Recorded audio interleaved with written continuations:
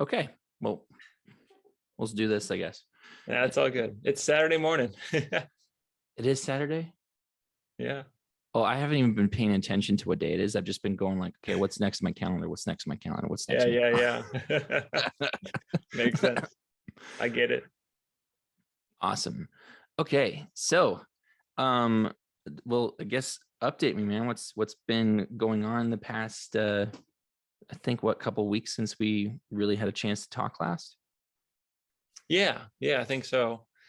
Yeah, it's always busy in one form of another, stuff going on with the family, stuff going on with business and trying to sort out the content game and trying to add value to people and just trying to figure out how to be as strategic and as thoughtful as I can and just keeping up, the output and keeping myself in the habit of putting things out there, but trying to make sure that there's still margin to take in feedback, to reflect, to make corrections, to think about how I can best add value to other people while still grow my own business.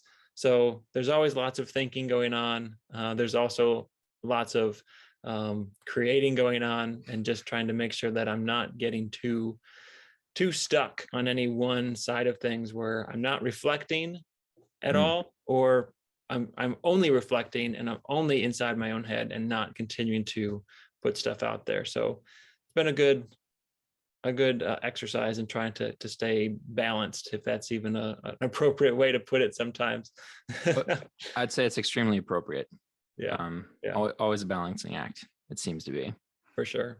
But yeah, I mean, there's some really cool stuff happening in ministry too. And just trying to, I've been really focusing on trying to use some of the habits that I've been developing of output, of creating content, to just stay disciplined in updating people who are praying for me and praying for my ministry.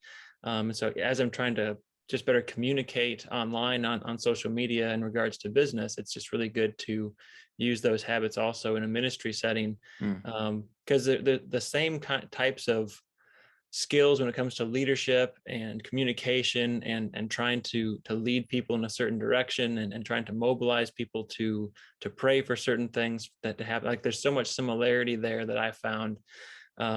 And so that's been something that I've also really been focusing on in the past couple of weeks, and feel like I'm gaining some level of consistency and momentum in that. Not that I haven't had any, but this past couple of weeks I felt good about it instead of guilty about it. Hey, okay. Like I need to do better. Like I feel like, hey, I think I'm making some strides here. That's cool. I love it when you finally get through that hurdle, and almost like a runner, you're a runner, right? Oh yeah. So yeah, so you know what it's like when you have that first block and you just feel like, oh no, I have to stop, and it feels like it's going to take so much effort to get through it, but it really doesn't. It just takes a little bit of time. Yeah. And then the push, and then you feel just fine for the next mile or two or whatever it is. But no, congratulations on that for sure. Yeah, appreciate it. Yeah, especially generating those quality habits in that way. That's mad respect, bro. Mad respect. How about you? How are things going? They are actually going really well. Our development of not only the strategies, but also the relationships that have been going on have been really awesome. And we also have some really cool ideas that, from what we can tell, have not been done before. And we're going to be implementing those. And so I've been just really trying to focus on how can we stand out? How can we make sure that when we have those conversations, we can pivot into always being in a position of we can help, and just getting the rest of everybody else in that mindset as well, along with just creating some videos and trying to also hand off a lot of different tasks and challenges to those that I can, and obviously keep on going as much as I can on my own end and keep that momentum running. So I operate off of the 80-20 rule. Yep. And so I'm definitely a believer that if I'm going to be doing output, I can only expect that my teammates are going to do 20% Mm, of okay. whatever I do. So uh if I'm putting in 10-hour days, I'm hoping I can get a solid maybe 2 hours of Yeah. solid work from the other guys, just from them seeing the momentum. So um and I think it's been going in a really cool direction. So that's actually part of the reason why I thought that this would be cool to talk with you, because I know that you're Mhm. also dealing with the beginning steps of your journey. And um, although this isn't the first time that I've ever established a business, I'm doing the complete bootstrapping. No Mhm. loans, no funding of any kind from anywhere. This is Mhm. coming from purely just, what do I know, who do I know, and Yeah. creative negotiating and all that type of stuff. So Very cool. yeah, so I thought this would be something that could also bring value to your network, and um, just even throwing out some mentions or whatever else would be fantastic for us as well. And I'd love Sure. to almost use you as our way to keep updated on what's going on our side, and also keep each other accountable too. So Okay. hence why I was like, all right, I'm recording this right now. He Awesome. Yeah. Whenever you can document it, that's become one of my core philosophies. Just document it, put it out there, and see what happens. Yeah, exactly. I'm not the best at documenting and talking directly into a camera. I'm much better at talking with another individual, Oh, and for sure. like answering questions and things like that. So I Mhm. find that I think this is a cool pairing for even keeping me in the loop now and starting to do content through your medium, which is really cool. So I Yeah. appreciate the opportunity for that too. Yeah. It definitely takes getting used to. I mean, I'm more of an in-person kind of a guy anyway. So it's been an adjustment. It's taken discipline of talking to a phone and it not feeling like, this doesn't feel very personable. This doesn't feel organic. Like I'm not getting anything from this phone. Like I love questions. I mean, Yeah, I try to encourage the students in my youth group, like, ask me your toughest questions, and then yeah, let's go to the Bible, and then let's find answers. yeah, Because when I know what their questions are, when I can get a sense of where they're at, I feel more confident in how I'm proceeding, because I know that what I'm going to be thinking about to respond with is going to be related to where they're at, instead of yeah, just this poking and guessing and like, well, I think this is an important thing that you should know, but might really have nothing to do with what they are feeling with what they're experiencing at school or at home or whatever. So yeah, I get it. Having a dialogue makes it much easier to talk and to get, especially for someone like me. Like, I'm introverted. Like, I don't just, you know, emote. I yeah, don't just, put stuff out there. I don't just start talking. Like, it takes a while to usually pull stuff out of me. So I've had to go through the discipline of pulling stuff out of myself, Mm. which has been a process.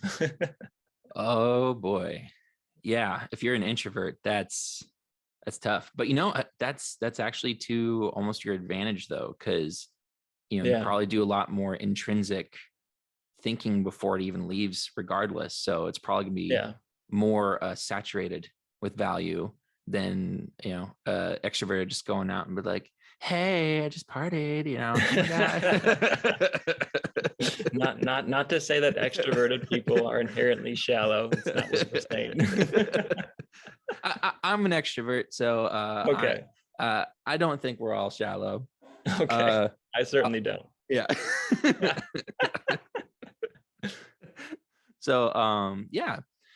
So I guess first off, I'm trying to remember what it was, because I actually texted you about 2 weeks ago or something like that. Yeah. But do you remember the last thing was that I was like, hey, this is where we're at? Because we have a lot of things that have already happened in just even the past couple of weeks too. And so it's a lot of amazing stuff. I just don't know where we left off. I last thing I remember is we were talking about Clubhouse. Oh, that's right. Okay. And Um, like, there's this whole world that you were talking about bringing me into, and it sounded really exciting. Yeah, it's super exciting. It's incredibly worthwhile, and I would actually love to do a recording of that specifically with you too, Yeah. so we can talk about the theory and how does it work.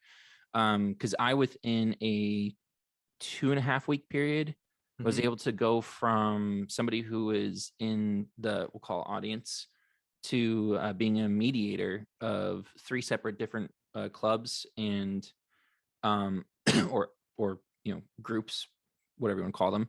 Yeah. And this includes clubs where some of the other mediators next to me are individuals who are joint venture millionaires, or Yeah. one of the dragons off of basically it's the equivalent of Shark Tank in Europe. So Okay. Okay. 2.5 weeks on there, technically can go in. I get all the back end of all the information, and I can communicate, talk to them if I want to. So it's that type of Very level cool. of extreme, just shoot you straight up there. And I don't know of anywhere else that you really can do that easily for Hmm. free. But Yeah. for free, Yeah. good luck.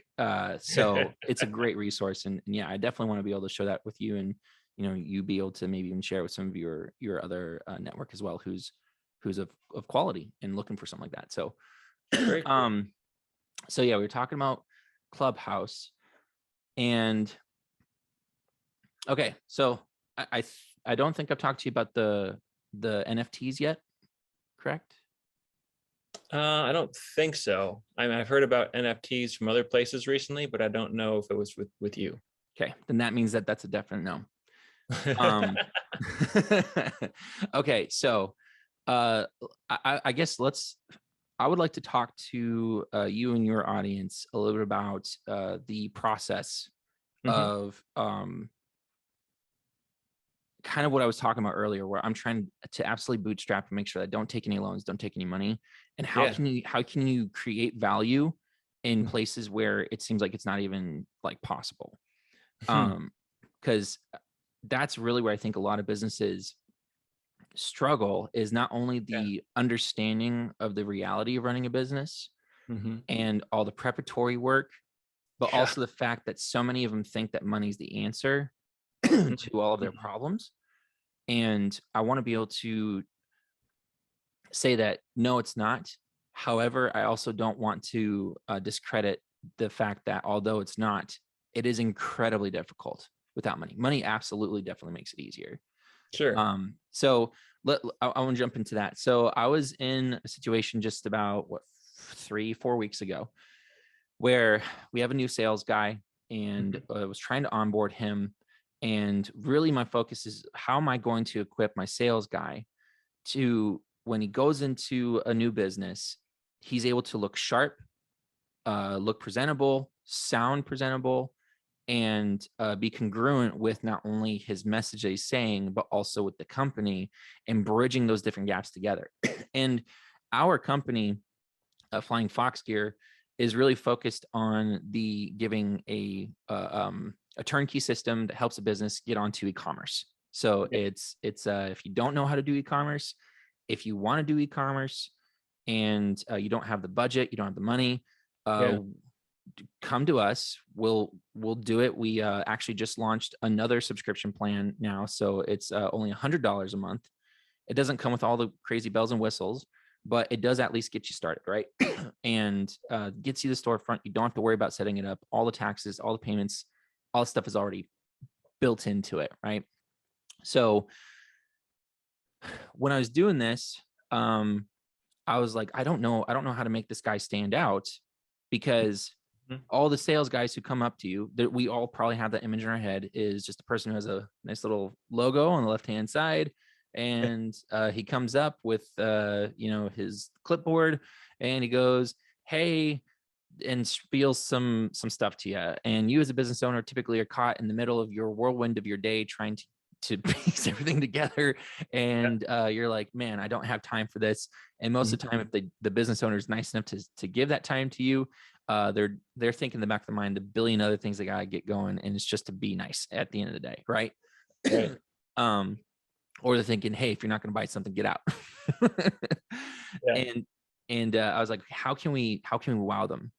How can we do that? Mhm. So without spending money as well. Mm. Now, I do want to preface this. I have invested thousands of dollars over the past 10 years, or actually close to 13 now, Mhm. in software programs and being an early adopter and owning these things. I'm like, this could help me later on, right? So I will not say that these things don't cost money, but I will Right. say that everybody typically starts off with some resources that they might have never thought of before. Mhm. So that's the whole point of this right here. So I own a QR development software program that can generate a QR code, and I can dictate how it looks. I can add logos inside of it. I can then on the back end, it has some other built-in, I won't call them templates. I guess they're templates. Yeah. And you can use those templates built into it so that it has its own individual domain built in with the QR, and then it operates in whatever capacity you want. And there's just, now that they're larger, like there's so many different options available. It's crazy. Yeah. But recently a challenge happened about a year ago for my partner, and he said, "Hey, I want you to figure out how can we use QR codes and how Mhm. can we use NFTs." And so he's in operations, he's in fulfillment, and he's been tracking all this stuff, and he's been on top of it in terms of figuring out where is the general market going to go Mhm. and what businesses are going to need to be successful in the near future. And Yeah. he was on point 100%, always has been on point, which is why I trust the guy, and he's awesome. So he said, "Yeah, I get those two things down." So I was like, how can we do this with our sales guy? We got to get something for him. So I started thinking about it, and I was like, it's something that's not being done out there is QR codes as your badge, Hmm. but not. So some companies have gone where they've gotten like a physical little badge that you might be able to clip on or something, Oh, okay. and but it typically leads to the website of the company. Mhm. It's not actually the employee's badge. Okay. And I was like, I can just generate an individual QR code for each of our individual employees. Mhm. And instead of forcing them to have to carry something physical, because we all both know that if you've received a business card recently, it's probably gone in the trash. Yeah. Yeah. But we want to wow them. So the wow factor comes into the interaction with that QR code.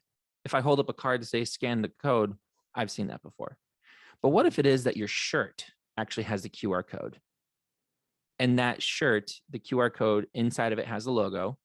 And then as they scan that shirt, that becomes the employee's badge, which leads them to all of the other things that we have to offer, including the social media, including actually calendar links so that we can schedule things, including being able to put the picture, put the title of them on there.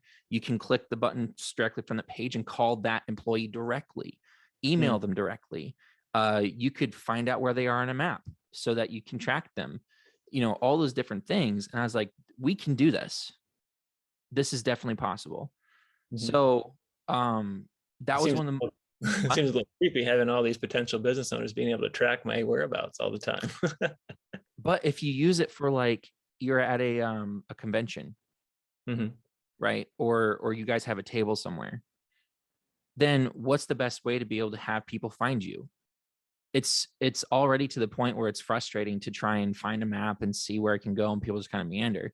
But Mhm. if you found a way to be able to become known or desirable, you either have to spend millions of dollars in getting it so that you own more space than everybody else, so you Mhm. can showcase more products than anybody else, or you Mhm. can make it so it's something that, hey, listen, you can just boop the button and find us. And you can literally find us directly inside of the convention and go to our table every single time. Mm. And how do Okay. you do that? You go through your first interaction with us by scanning the employee that you talk to. So even if the employee's not there, maybe he's at lunch or something like that. Uh, sure, go hunt him down. He's there to work. He's there to create those connections in the first place. And maybe you couldn't find him, whatever the reason is. Could be a little, scary to be like, oh, it could be tracked or whatever. But as a salesperson, at least, Mhm. like, you want to be known, you want to be found. Yeah. So I think it just makes a lot of sense in that, at least from the sales perspective, right? Now, not all the employees, we're going to have a map. I don't want them to know where all the expensive equipment is for all for everybody. Gotcha. But it's an option is the key. Sure, sure. So the cool thing is we already figured out the integrations. We already have the calendar stuff already automated. Mm, Um, I sent you a link from the calendar, but the yep. cool thing is that I could have actually sent you the link from now my employee code, and the Mm, calendar would have been an option on there to just click and interact with it. okay. And now I'm on the hunt for a quality printer to get us the quality print so we can do the QR code as the actual badge. And it also creates some exclusivity as well. It's that employee's badge in that shirt is just that employee shirt. So it's going to make it feel cooler and hopefully create that like ownership Hmm. of that employee regarding it. So um, that's just something to be like, okay. And when we talk about this, this is something where it seems to get the team excited. This is something where we're able to actually generate more traction of people who have higher caliber in sales. So now we have 4 guys who are now in contact with us and saying, hey, I'm interested. It sounds like you guys are still a startup, but you guys are doing something cool, doing something unique, right? Yeah. So that's just one example of something that doesn't cost to create the idea, bridge the gap, Hmm. generate those things. And our goal is going to be the company that's out there. And hey, do you know that company that has the QR shirts? Yeah, there you go. What's the name? I don't remember. Just go find one, scan it. Yeah, yeah. I mean, that goes back to the idea of brand is your reputation. Hmm. That's the reputation you're trying to build. So that's pretty cool. Yeah, exactly. So that's just one of the cool things that's out there. And I want to know, do you have any questions about either the idea or process or anything that you'd like to dig into for bringing value around that idea and that story and maybe the development or anything? Um, I mean, are you trying to focus on developing value for your employees so that they're developing the ownership of that? Or are you trying to bring value to the business owner um, by giving him a unique experience when he interacts with a salesperson? It'd be both. Okay. So I'm trying to make it so that the salesperson. So we're doing multi layers here. We're eliminating excuses. We're increasing tracking. Hmm. So I have the ability to track every single time a QR code is scanned. Gotcha. So if that employee goes out there with a shirt and he has someone scan it, it tells me how many are unique scans, meaning that it's not the employee himself doing it, right? Right. So I can track in a way how many new interactions are they actually going with? Mm. Because normally sales guys will just like throw off stuff, and just, they'll only put down what makes them look good. But I want to be able to give them the real numbers. Say, hey, listen, you might have talked with 600 people. Out of those 600 people that you might have talked with, we'll just say that, right? Because I don't really have a way to confirm that. But Right. how many of them did you get to scan your badge? Right. If you got them to scan your badge, it tells me that you made a meaningful connection, Hmm. or there was general interest from just somebody who's interested to see the badge. Either way, it's positive. That's an impression at the end Hmm. of the day, and that's a measurable impression that goes beyond just the I saw a logo, Yeah. right? So not to downplay that logos just by themselves aren't impressionable, Yeah. uh, but the interaction matters, right? And then going from there, we're going to be using QR codes to also track then. Hmm. So taking it to the next level now. Now, whenever he presents one of these different um, products, I have a QR code assigned to that product, which is Hmm. going to be the membership program. And in order for him to sell it, he has to get the person to that page. Hmm. So, in order for him to get credit for the sale, he's just going to have to pull the code. Yeah. Now I can track that as well. So now I Hmm. can track the interaction. I can track the actual bring him to the page. And then whenever they put in their code, which might be, the name or something, now I can give official credit of the sale. So Gotcha. it's just a way to encourage transparency, I'd Yeah. say.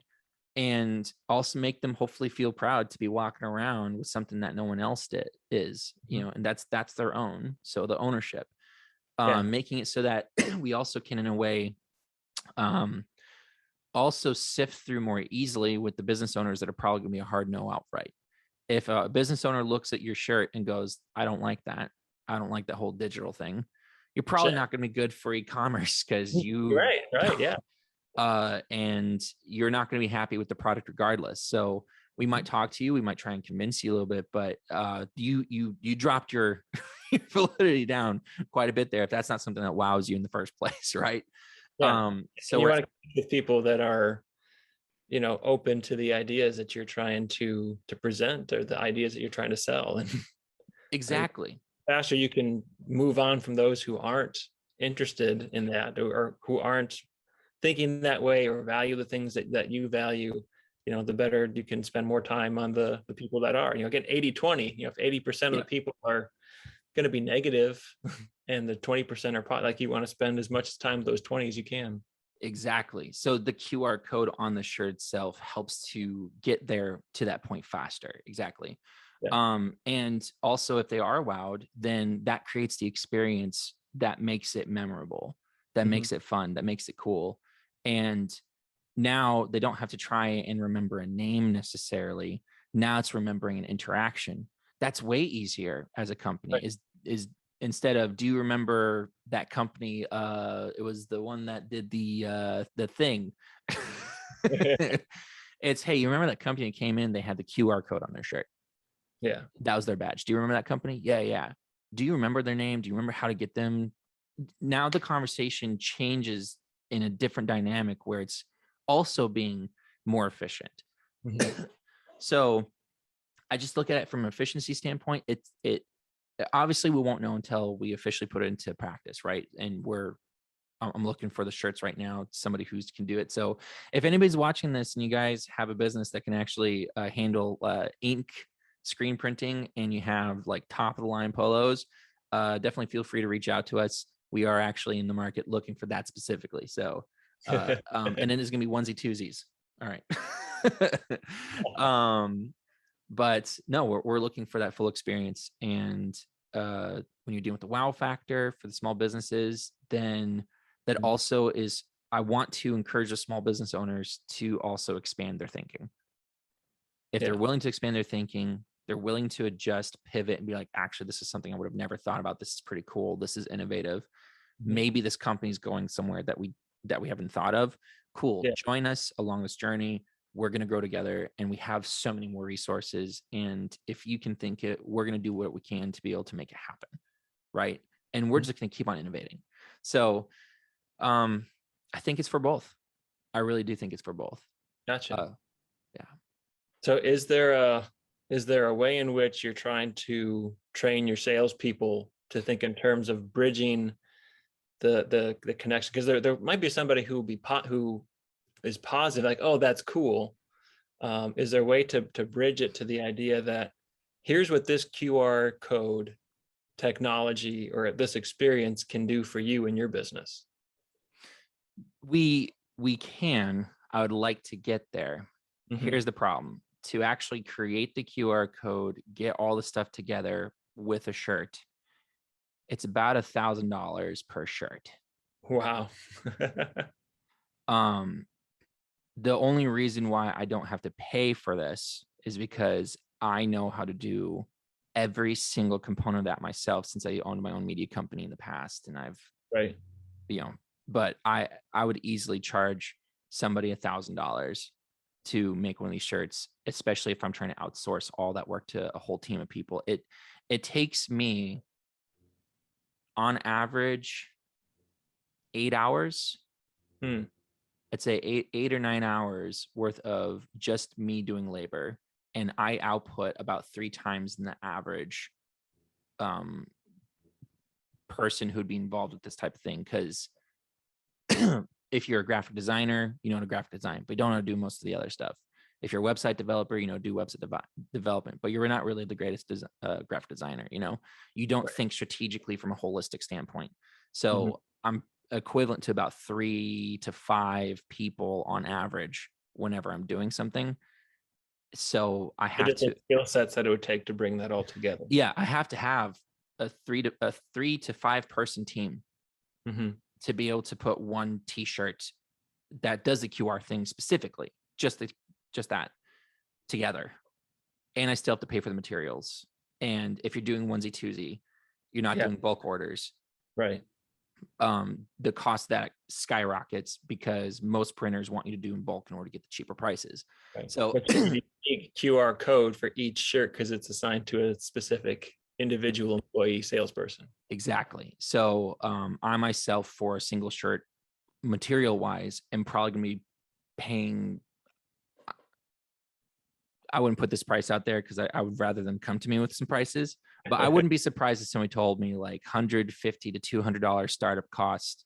Mm-hmm. And then for materials, another maybe 75 just for getting one shirt done. And I'm probably never going to have that shirt made again. Right. And so, 275, maybe 300, it would not be unreasonable for the quality of the polo that we're looking to do for our team members as well. Yeah. That, yeah. And we still got to get paid on top of that for all that time, not just the overhead. So yeah, I'd say $1,000 a shirt would be pretty reasonable. Now, if a company is like, yeah, we'd love to do that. Yeah, we'll definitely do it for you. But it's $1,000 basically per employee that you want to integrate this with. Now, that doesn't take away from the fact that we can't still create QR codes in other ways. We can't implement other different ideas for you that are going to be severely cheaper. Because to do the QR code for the shirt, we're implementing 4 different software programs to make it all happen. Mm-hmm. So I have to pay for those too. Sorry, it's just a lot of cost for it. But it's an idea that I'm really in love with and super happy and blessed that God let me purchase things prior that are now making these things possible, which is really cool. Nice. What I would say though is that for the businesses, it's really to make it efficient, make it clean, and also create confidence in how we operate. Because although we are still in startup mode, I don't want us to operate like a startup. Yeah. I want us to be able to operate like we are cutting edge and we have the resources to do big boy things, which we do, which is great. But we also need to look the part. We need to be able to present that. And I think that this also helps to reinforce that with the salespeople so that they go like, man, I've never seen this before. Or maybe they've worked with some companies where they made 25 million a year and they're like, yeah, they were nowhere near as sophisticated. Cool. Just make the sale, man. Get your confidence up. I want to set you up for it. What I also will say is that our sales approach is going to be different though. Okay. So we're implementing the show and tell strategy. Or at least I'm really trying to get the sales guys to switch over to that. I'm trying to show them the value right now of it. I'm actually building out a design team that's specifically for sales support. So they're exclusively dealing with the sales team. And what I want them to do is I want them to be able to build out these mock storefronts. And for anything that we see would be a business that's, let's say, 4 or 5 star value, like we posit that this is within our niche, we're going to create a mock store for them up front. It's not fully functional. You can't, it's not priced correctly, but it is there to show them and allow them to click, allow them to move, allow them to touch, right? It's to interact with the tactile, visual, and then obviously if they have questions and want to talk with the salesperson is there for the audio. So we want to be able to fill that whole experience for them. And we want to make it so that when our salesperson comes and approaches them, it's not in a manner of, hey, I have a pitch for you. It's in a manner of, hey, I already did something for you. Right. I want to show you what we've already done. Right. And I think that that's so powerful in today's world because so many businesses are now just like asking and taking and take. And the ones that are truly being able to be successful, the ones who are realize that I got to give first. Right. Yes, exactly. So if you're able to give, then hopefully a couple of them want truly what you're able to offer Mhm. and not maybe some of the surface level stuff. I think of it like dating, like, oh, where are you from? Where do you live? Oh, that's cool. What do you do for work? Versus the, hey, what's your perspective on God? That's a tough question. But if you can get to that point with a person, like, you're comfortable, you're not afraid of them. Right. And that's something where if you're getting to those types of questions and it wasn't done in an abrasive manner, Mhm. it's probably going to be a long relationship with them, regardless of if you agree or disagree on that. Yeah. So I like to look at that the same way. Mhm. And I'm trying to train our team to go in that perspective, in that direction. Yeah. Yeah. And I think that that second part, I mean, maybe it's just me and not seeing the things that I need to see, but that second thing seems to me like you're able to add a lot more value, a lot more quickly, and a lot more cost effectively than the QR code T-shirts. That's just my initial take. So even if I just had like a business card made up, maybe I even put that company's logo on it on one side, put a QR code on the other side, and just at some point in that initial interaction said like, hey, would you like to see what an online storefront would look like for your business? Mm-hmm. And they can, it's like, it's their card, it's their logo, it's got a unique QR code on there that you can print yourself, and you don't need to find another company to print the, on the shirts and Yeah. do it at the cost at that scale. But just for them to be able to scan it and say like, oh, this is what my e-commerce business could look like, and then they start to see and focus on what's important to them. I see that as being way more value Mm-hmm. that you're able to give to them, that's tangible, that they can really see and appreciate in a very, very short period of time without it being such a huge astronomical cost to you. That's just my initial thought as Yeah. I'm thinking about that as somebody, if I was a brick and mortar, business owner, Mm-hmm. and I'm recognizing that if I see salespeople all the time and a lot of them just want to get time so that they can give a spiel, someone comes in and just says, hey, would you like to see Yeah. what your online store could look like? Like that gets my attention, at least for me. Maybe it's just my personality. No, More, I love that idea. That's a great idea. I would have to, the challenge with that is efficiency. Mhm. So how long does it take to actually develop the card, print out the card, Yeah. get it into the hands of the salesperson, because our salespeople are all over the United States. Mhm. Get it into their hands so that before the date that they're supposed to go into the meeting, Yeah. they can do that. And the other challenge too is that we have to link that QR code also to a mock storefront. Right. And that also assumes that the storefront was done in a timely manner. Sure. It becomes logistically, we would not be able to promise that to the salespeople, Yeah. but I would love to do something like that. It would just probably have to be under like special circumstances where, hey, this meeting's like 2 weeks out. Mhm. And the other challenge too is like, okay, well, if it's 2 weeks out and it's one of those people that the business owner is constantly just pushing things out regardless, Mhm. we assume all of that cost for a non-existent lead as well. So you have Sure. to look at it from a couple of different perspectives. Although I completely agree, if there's a way that we can, if there's a way that we can take, maybe not put their logo on the card, Yeah. maybe it's just a floating QR code. So it's a QR code that, no, because And this is where like I don't know what the logistics are involved in order to make something like that happen. yeah, it'd have to be like a special QR code that is given to that employee, Right. and so we would have to have somebody else, maybe that could be the responsibility of, I guess, whoever it is that develops the storefront, Mhm. is that once the storefront is done, you go into that QR code and you change the destination, but it has to be a very plain looking Mhm. card. So we can't really totally customize. Sorry, excuse me. We can't totally customize it. Mhm. I like that idea. I'm going to see what options might be available. I just look at it as probably a logistic nightmare, and I don't know Sure. if the cost is actually going to be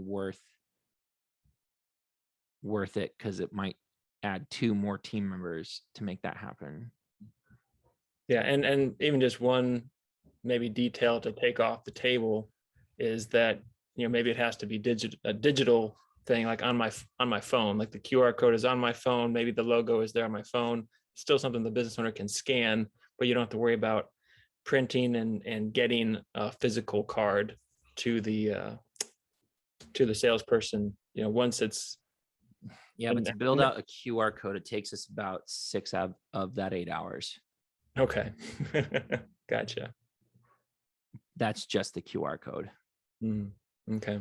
To link it correctly and get all the logos and get all that, the back end stuff taken care of, it is about 6 hours. And I don't know that that's worth it if we're trying to do higher volume and we have, 8 different, if we have 8 different salespeople going out there, each of them brings in 6 qualified leads a day. Mm-hmm. I have to have a crazy designing team. Gotcha. To support something that probably is not going to turn over the value. No, probably not. I mean, if it's that involved to Yeah, it's super involved. Yeah, I mean, it's part of the reason why the shirt costs so much. It's not the development of the shirt itself. Right. It is actually that QR code. That's where Mm-hmm. the massive amount of our time is spent, is in the development of that. Okay. And then the secondary comes into the other software programs and the time spent in those. Those are for sure the most expensive components in Gotcha. terms of time. So I Is it don't know. is it that it's a special QR code that has a logo in it, or is there a more generic QR code that just acts like a link that's easy to do? Well, it's the back end. So it's how did so it's getting the QR code to go where you want it to go, right? So that's just That where any that QR code is going to be. That's the nut to crack, no yeah, matter what QR code it is. exactly. Okay. That part, you might be able to get that specific part done in, like, if you go with a very generic, very, very like fluid. So, okay, here's how I can think of it is we set up everything one time, Mm-hmm. but it's not their logo. It's not their stuff. Because going and mining for their logo, trying to find something that has it in an acceptable position, because we don't have their actual logo, right? We have to screenshot and hope that it's on a white background, and hope that the white background's enough that it's not some weird off white that throws off the look when we try and interact with it. It actually could almost very quickly become super cheesy, and we don't have rights to actually use their logo Right. as well. So you deal with a lot of challenges. Even us going and developing a storefront and doing Yeah. the show and tell, we have to have an element within that conversation of saying, hey, just so you know, this is not completed. This is not Right. done. No one can actually purchase anything from this site. Right. And this is just a screenshot. We don't actually have access to your thing. If we were to go through with an actual storefront, we would need your actual, vector file or whatever.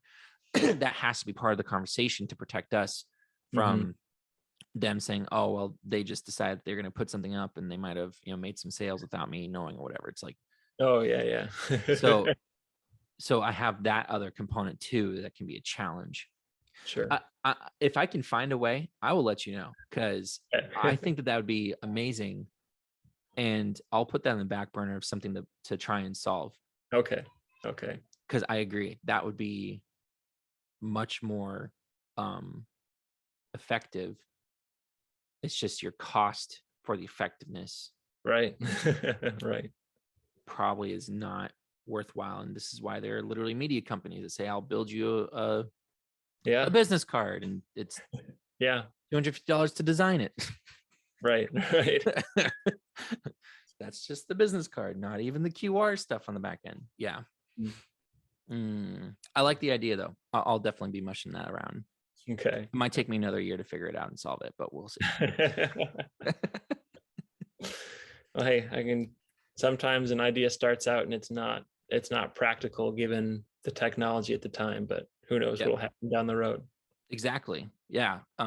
Maybe there's something that comes out, some software program later on that deals with those that I can use, Mm-hmm. and it can solve that. It Yeah. just, yeah, it comes down to QR code and printing, and can we get it to the hands of the salesperson? So if he books a time 3 days from now, how am I going to do that? Yeah. Yeah, I have no idea. That's just a nightmare to think about. How would I make that happen in a 3-day time span Yeah. to get him a printable version? Man, that I don't know. I'm not sure. But I do know that if you can at least walk up with a shirt and you can do the QR code there. Now, what we could do is we could add an extra link. Mm-hmm.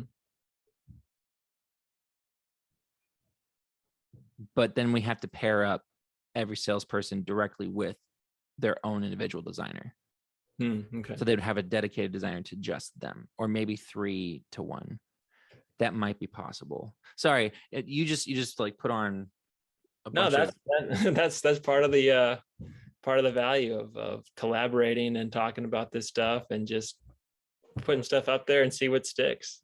yeah. Well, and you know, everybody just got to literally witness me my thought process through Right. proposed idea. So I don't know, maybe Yeah. that will be valuable to somebody. I Yeah, I don't would know. think so. I mean, what it looks like to have an idea, to think about like, oh, wouldn't it be cool if, and like, okay, what's it going to take to make that happen? And then sometimes I think the hardest part for a lot of people is just not getting too married to an idea. So Mm-hmm. you get an idea like that, like, oh, that would be so cool. But then Mm-hmm. as you work through what's it going to take to make that happen, not being realistic about the cost effectiveness of Yeah. it. And you get so attached to it because it's my precious idea. I've Yes. got to make this happen. And you just end up, losing because I don't know, pride, your ego, or whatever, like of trying to make Exactly. that particular idea happen. But just being able to be loose and like put it out there, like, hey, Matt, maybe this is a good idea. Maybe it's not. Just Yeah. because it came from me doesn't mean it has to be the greatest idea. Exactly. So having humility, as well as being able to think outside of the box, as well as being able to think logistically and practically, and all that has to fit together. Yeah, it really does. And I don't know if people captured the different things I thought about in that series. They can always But go back and listen. yeah, they can always go back and listen. I was taking a lot of different stuff into account, everything from the amount of time invested from different employees, Right. outsourcing, printing, logistics. How long can I actually get something like that to them? Yeah.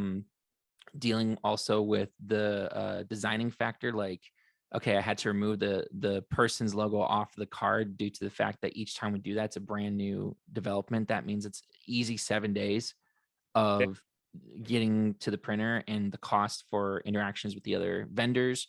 Mm-hmm. And then also, how much does it actually cost retail for someone to do something that basic for a regular client?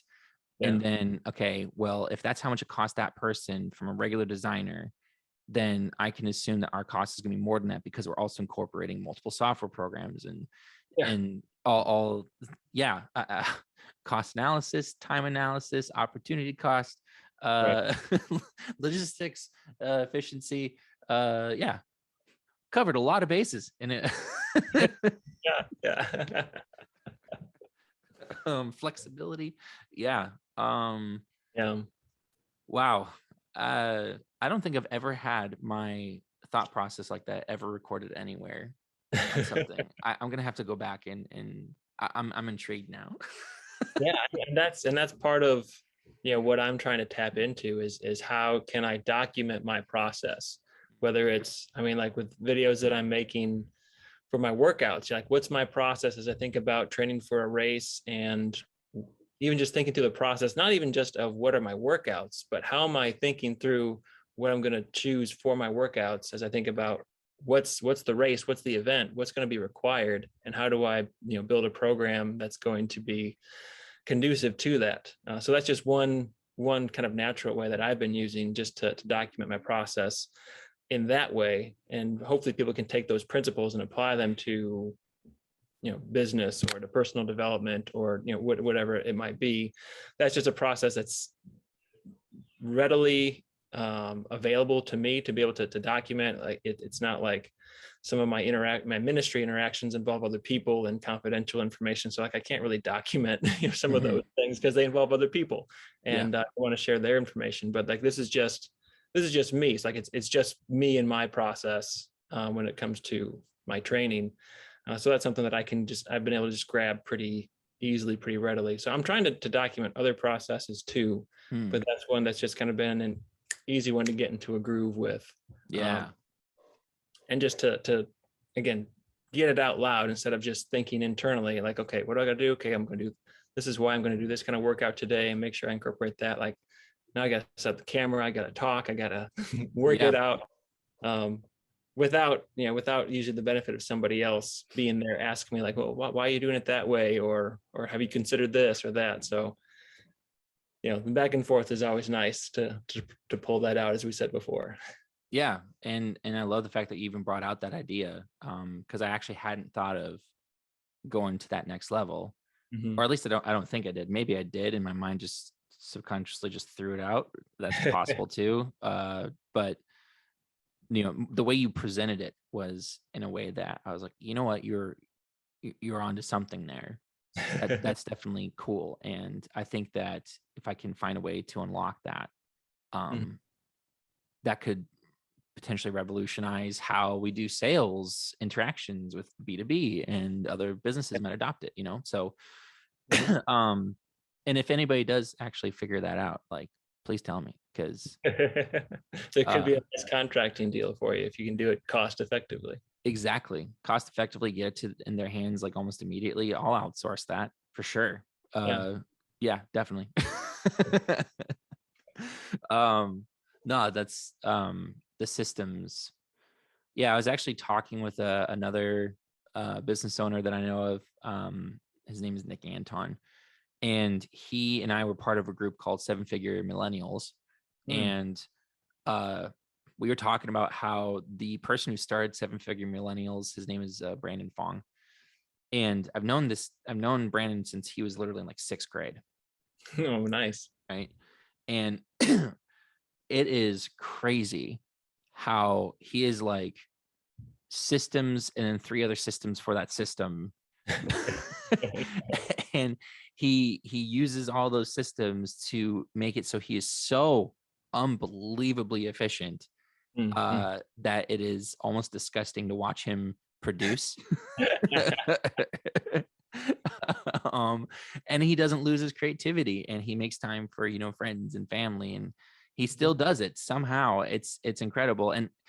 And he actually like tried to do a trial run with some people and was like, okay, here's my system, here's how you automate everything. And everyone's like, Brandon, like, this system for the systems of the system makes it so that I don't feel like I have a life. Like, I feel like I just became a slave to the system.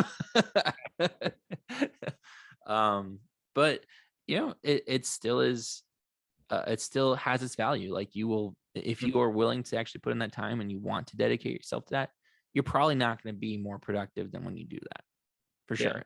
Just even taking his stuff into account, he's already, by the time he's only like 20, I think he's 23, 24 now. He's already written like 2 bestsellers, bestseller books, and already is like friends with Kevin O'Leary and things like that. It's like, it's just crazy, absolutely crazy. But the funny thing is that for me, I don't really have a system. I actually function very well when I don't have restrictions. And the funny thing is that my partner is exact opposite of me. He's all about systems. Yeah. And I'm like, listen, I'll create a system for somebody else. But the moment that I try to actually put myself into a system, I actually shut down. My creativity just goes to garbage. And the way I function is, does everything connect? Yeah. So everything has to connect to everything else. And if you tell me I have to be within a system, you're telling me to sever myself from everything else. Hmm. And I actually become less productive. I'm a weird oddity that way. So I've realized that automation for me is the most powerful thing I can do is what can I delegate? What can I automate? Yeah. That way those systems are taken care of on in some other capacity, leaving me to be continued to frolic through the tulips and create ideas and test the Yeah. systems and processes. And you know, like your idea earlier, I was able to pretty quickly almost do a preliminary test Right. of the idea and look at it from a lot of different perspectives. Mhm. Um, I don't have like a deliberate system for that though. It's not like, okay, step one, I'm now going to think of it in a logistical manner, or step two, I'm gonna, whatever. It's more of like, okay, it has to connect to everything. So I have to test it on everything Yeah. and just run through it, whatever makes the most sense. What's the trial error? What's the problem solution? What's the sequence and run it Yeah. through, keep going, Yeah. but I would probably say, I think you probably do have systems that maybe just aren't as self-conscious, where hmm, like this is like I'm conscious of the order in which I'm going to do things, or you've said that you're always going to do it in a particular order. I would say that you probably just have systems that look differently than what might be traditionally considered systems. So like just like there's different ways to learn. Like just because you're not good in a classroom taking Scantron multiple choice tests, like doesn't mean you're not a good learner. It doesn't mean that you necessarily have a system. Like you have a process. Like I think of it, that's probably a better way to put it. Like yeah, there's I a do have a process, process. but Absolutely. so like I don't think it has to look a particular way. A right brain person versus left brain person, like they're going to have different processes. They're going to have different ways to look at things, think about things, different ways of learning. Yes.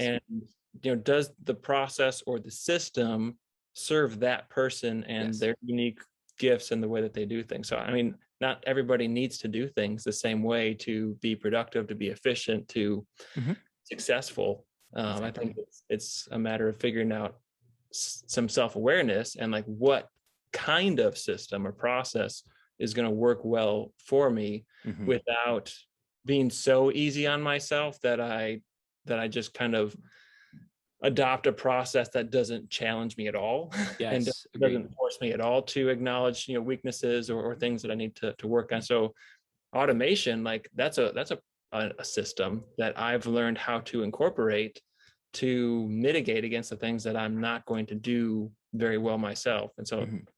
that's just my 2 cents on on No, do I have a system, do I not have a system? Everybody has a system. Just not everybody has a good system for yeah. for for them for themselves.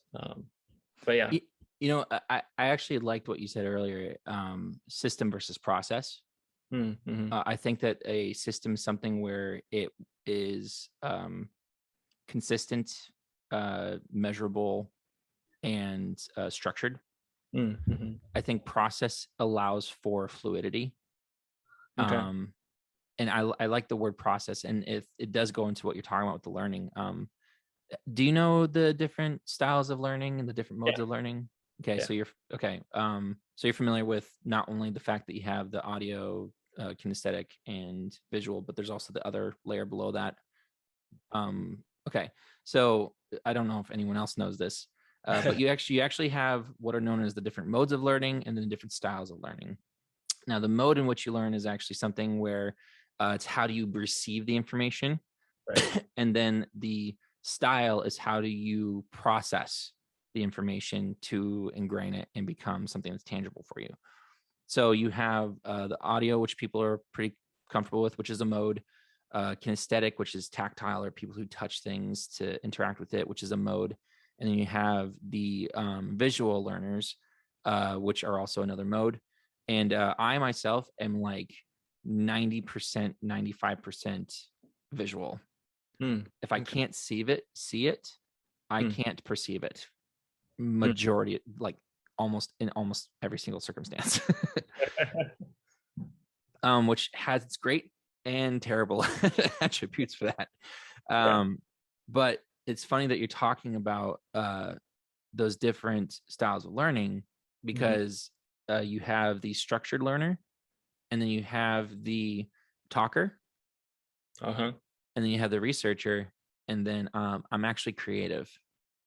Mhm. So somebody has to actually create something in order to understand. Yeah. Yeah. So and it's actually split about 20, I think it's 25% each for creative learners, and then most of those people are going to have their specific mode that is their preference in which they receive the information to then do their creation or structure, whatever. But Which is that's huh? initially when graphic design. Yeah.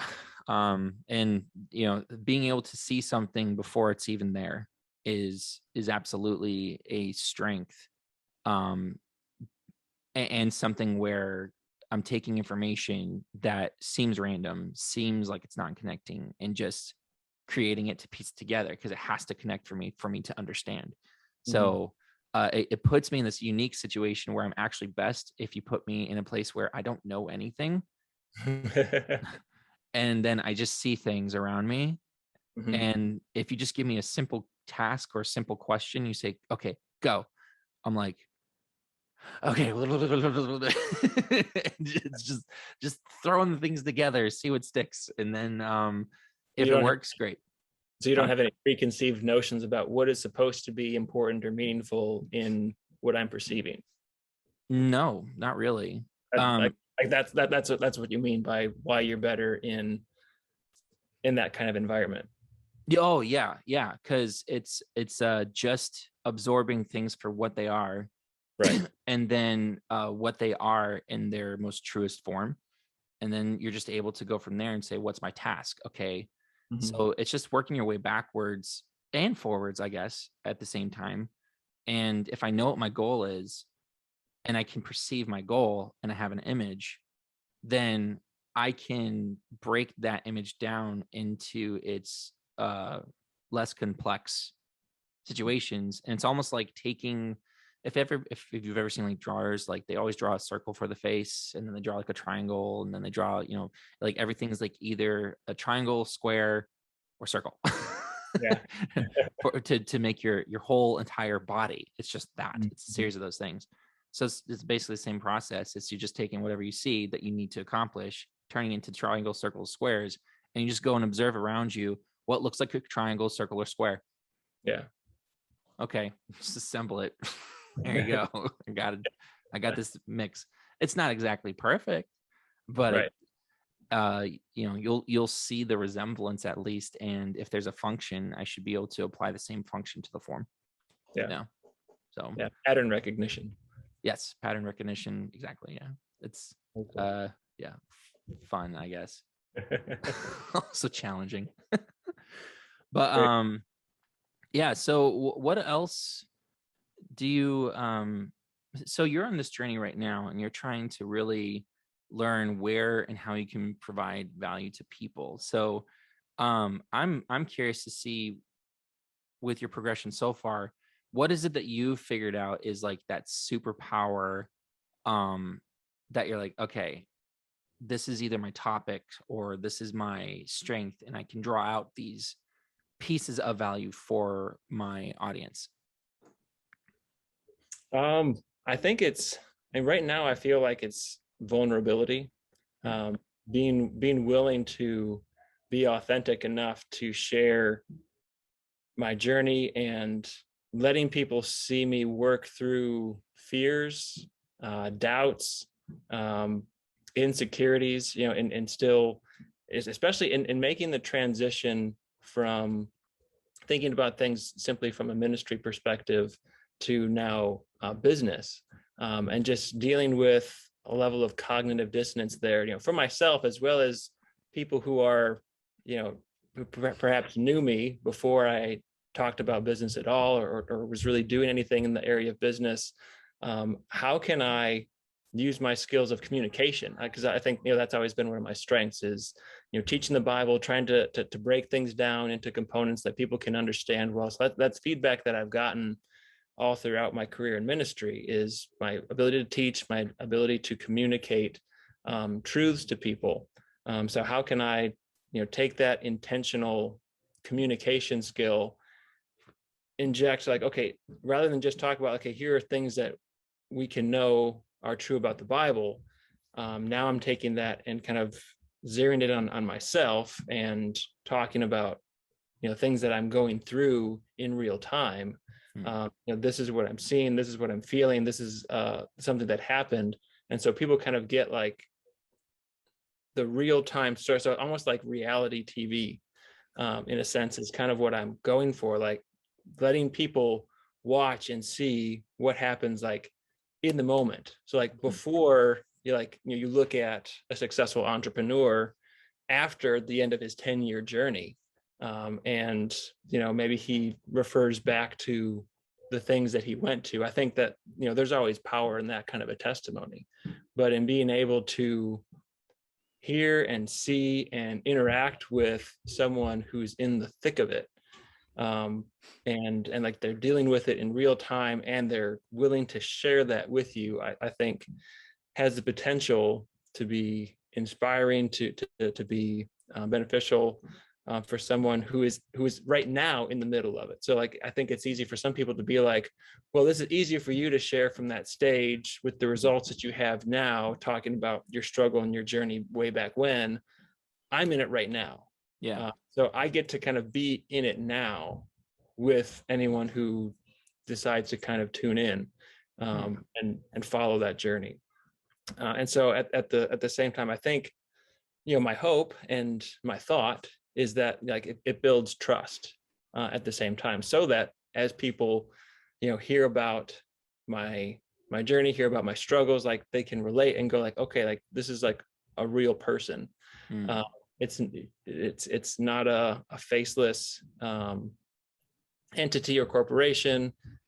He's a real guy who's trying to do things for these reasons. He's running into these types of hurdles and obstacles. This is the process that he is using right now to work through those. Here's him failing, here's him processing that, here's him working through that. And people can kind of feel like they're going through it with me rather than just like hearing about it after the fact. So that's kind of what I'm trying to tap into. Okay. Authenticity and developing loyalty in the front end, but it's not like you don't have experience. So the growth still has elements of direction and valuable progression. Yeah. Okay. I like that. Okay. So then what is it then from the business side that you wish you had more of a resource of in your journey right now? Because you're mentioning struggles and you're mentioning, okay, what's the successes? So actually, let's ask that first. Would you say that right now you're in the success stage or you're in the struggle stage? Oh, the struggle stage for sure. Okay, within whatever your current goal is that you're trying to, and your current goal is the systems and getting that habit down. Is that correct? Yeah, I mean that's a habit that I am wanting to serve my larger goal of having a successful business and having having it be a stable form of income that my family can rely on, in addition to the current job that I have. I would say that I'm achieving success in that area of developing that habit, and that feels good. I want that habit, and this is something that I've been talking about on my podcast, is that I'm getting good at being in the habit of sharing of myself, of talking, sharing reflections. What am I thinking about? What have I been working through? What's a story of something that's happened recently that I've kind of taken and thought about in a certain way, and just being able to share my perspective, share my process. One of the biggest struggles that I've had to work through is, the idea of selling, which I think is a common issue for a lot of people, even for salespeople. But again, like trying to work through, like for me, I'm not saying this makes it harder or more difficult or easier for me. Just the personal journey that I'm going through is overcoming and dealing with the cognitive dissonance of, this guy is in ministry and he's selling the gospel, like how do you go from selling the gospel, which is of such eternal value and significance and of primary importance, to selling a product that people, use every day or not. I mean, like they could use this brand of this product, they could use that brand of this product, and it might not be a huge difference. Whereas like I kind of feel like a salesman who's gone from selling the best, the greatest, like there's a corner on the market, like nobody else provides this product. Like there's only one Jesus, there's only one, like he is the way, the truth, and the life. Like nothing else even comes close. To now I'm dealing with products where the margin of quality is variable. It's like you might be able to solve your problem with another product that might be a bit cheaper or something like that. And so being able to communicate the value of the product that I have to offer, like it's like I'm used to a product that has no competition with the gospel. And so when it comes to like how do I sell a product that has competition without making any kind of obnoxious or obscene promises about what this can do, or trying to overinflate its value over other viable products. So I'm that's where I'm really trying to navigate. It's like how do I just sell naturally and communicate the value of what I have to offer. Obviously, it's never a strong position to come at by trying to knock down other products. So I've been able to pick that up pretty quickly. Like that's not helpful. That's not what any salesperson wants to do. You want to be able to recognize the strengths or the advantages of other products that you're not representing. And I think that puts you in a position of strength and confidence in your product to be able to talk well about other companies and other products. And that also communicates you have the interests of the person you're talking to. Like, I want you to get the best deal possible. If that's with me, great. If it's with somebody else, that's fine too. But that's kind of the journey that I've been on. I think one of the real sticking points is just getting used to selling. And I think for now, like recently, one of the conclusions that I've come to is just explaining to people, through content and working that in there and having a balance of here's just content about who I am, here's content that's related to a product that I have to sell. This is just as I'm documenting what I'm doing and who I am, like these are products that I use and why I use them. And then, and put it at that. And make it as easy as possible for people to follow up if they go, oh, if Mark uses that product and he seems to have some decent reasons for why, I'd be willing to give that a try. Especially when I can offer 180-day guarantee, like satisfaction guarantee on all of my products. If you don't like it, you can get all your money back.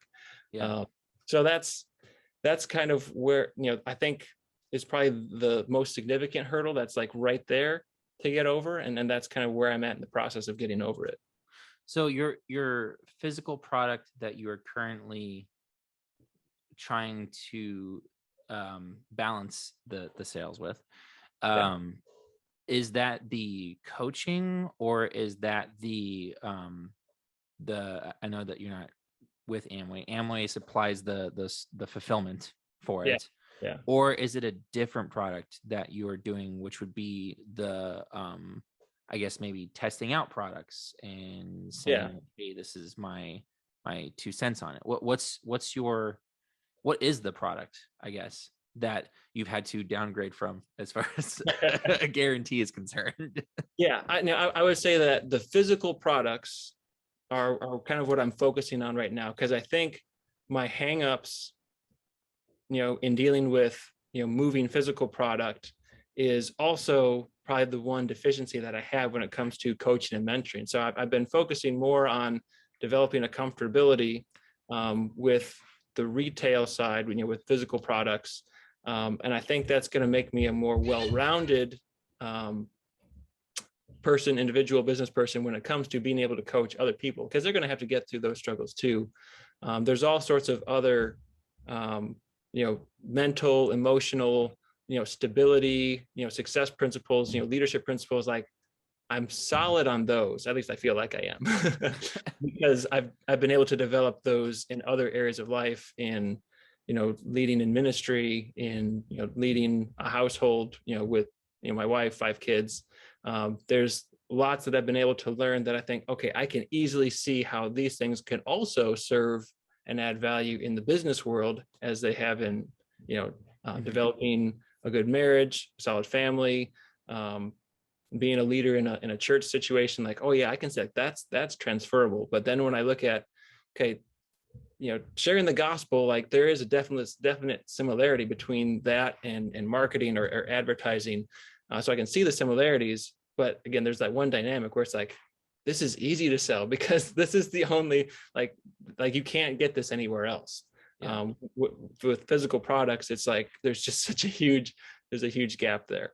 So right now I'm focusing on getting that part really, really, really solid, so that as I talk to other people about being able to potentially start their own businesses, the retail side of my own business is has the results, has the fruit that they can go like, okay, not only does this person have a good reputation in the community and in his church, and demonstrates those leadership principles, but he's also got the sales nut cracked, and has been demonstrated and documented his journey in how he got over that, and gives other people something that they can, a process that they can follow as they work through some of those doubts, those skepticism. Because my sense is a lot of the doubts or the fears or the hangups, the hesitations are not that uncommon to me. I think they're things that a lot of people deal with themselves, either on the front end, or once they get into it, they realize, oh yeah, that makes me more uncomfortable than I even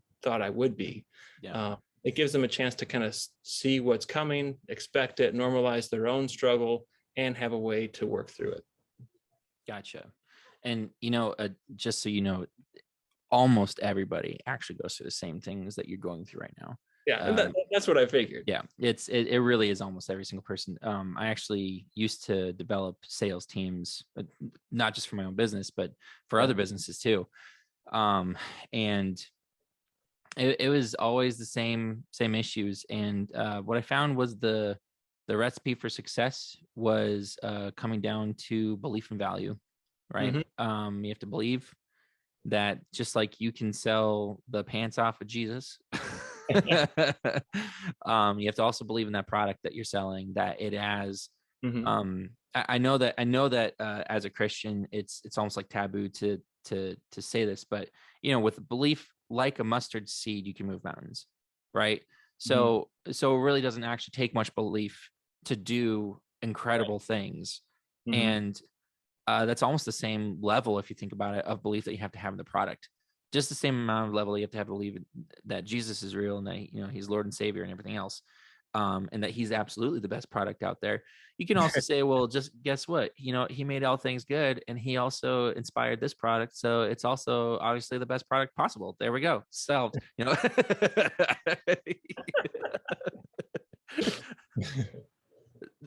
That was not very good reasoning, but whatever you need to do to be able to secure that that belief factor, Mm-hmm. will drastically help whatever product you're trying to sell, regardless of whatever it is.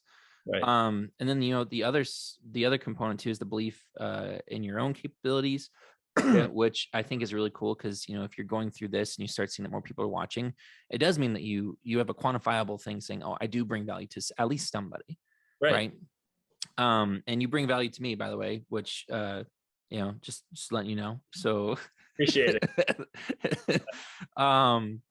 And then the other part's, of course, the value, and it's the value in essence of what can this actually do for the right person.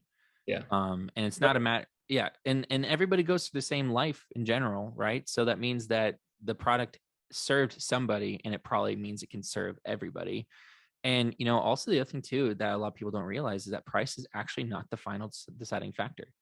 Price is actually normally the deciding factor when there's a tie. Oh, sure.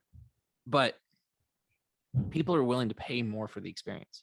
I remember that my wife and I, we just went to Las Vegas last year, at the end of last year. And we ended up paying, it was like $80 or $90 or something like that, just to reserve a table in the restaurant that overlooks the Bellagio fountains. Oh yeah. And and we technically weren't even supposed to get necessarily the best spot. But we got up there, we got like 3 or 4, places away from it. We hadn't gotten our food yet. The people who were at that spot left, and I was like, hey, can we just switch over there? Like, yeah, sweet.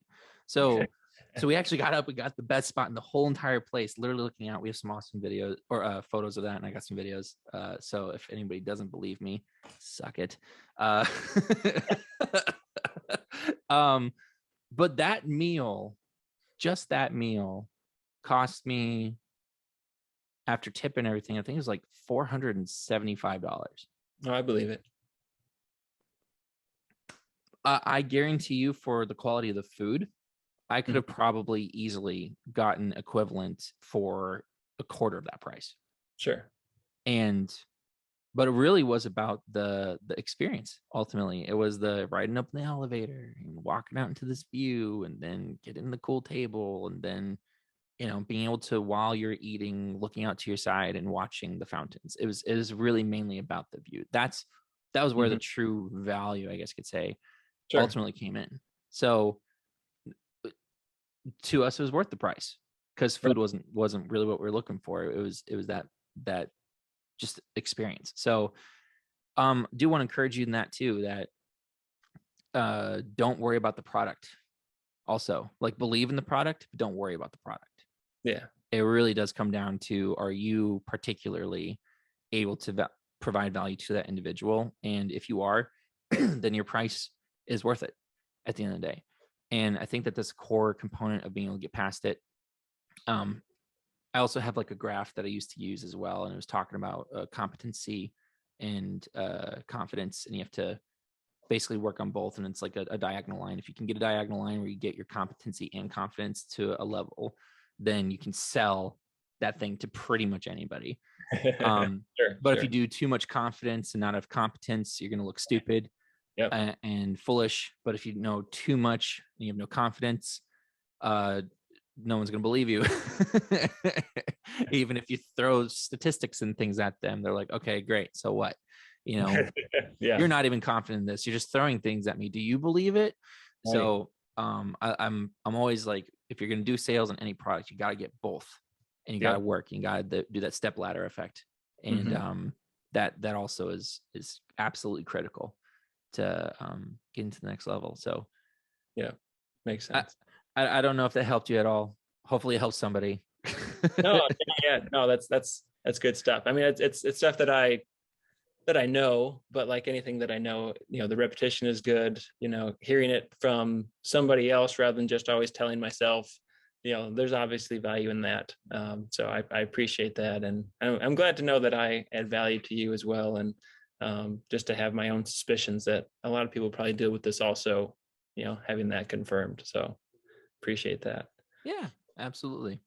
But I do have to get running Yes. here, and imagine you do too. Got things to get done on this Saturday, but it's been great chatting. Looking forward to doing this again and going through some more on Clubhouse for sure. But Yeah, uh, we'll do a Clubhouse review, and I think that a lot of people will get value from that too. So yeah, we'll set up a time, maybe next Saturday. My wife asked me to completely lock it all out, so that's a no-go.